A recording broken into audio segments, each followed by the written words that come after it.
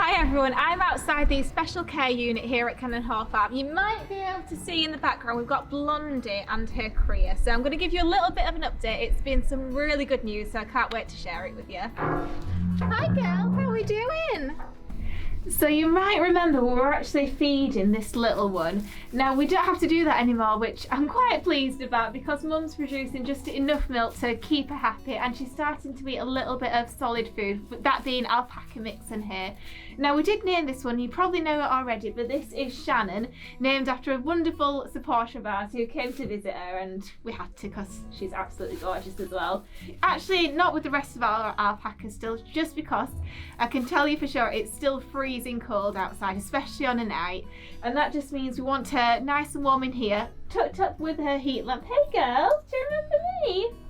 I know.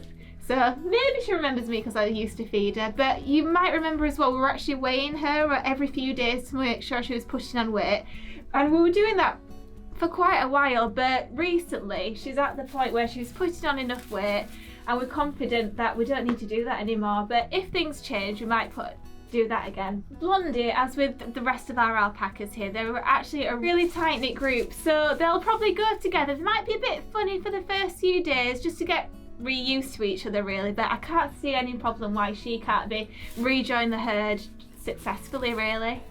We have had quite a few problems with our alpacas this year, Helen being one you probably know a lot about by now, but it's just nice to have an alpaca that has just been thriving.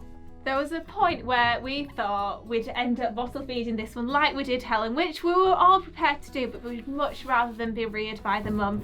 So I'm really glad we've had a positive outcome. Because Helen was essentially a hand-reared alpaca, we did have a few problems integrating her with the rest of our alpacas. So she's been with the group now for a good while and she's really happy in there as a group. But she's very humanised, which means she'd rather be with people than alpacas. So if an alpaca is born an alpaca, it knows it's an alpaca from a get-go, it knows its mum's an alpaca, and that's the best thing for them really.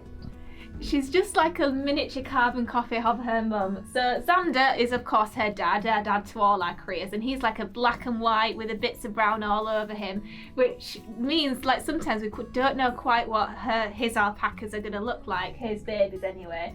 But this one is just a complete miniature of mum, like Helen is a complete miniature of her mum, so it's been a bit unusual having that this year.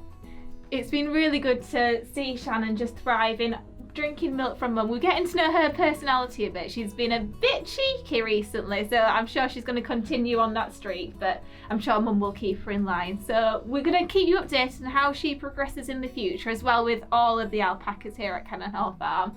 And we'll see you later. Hope you enjoyed seeing these guys.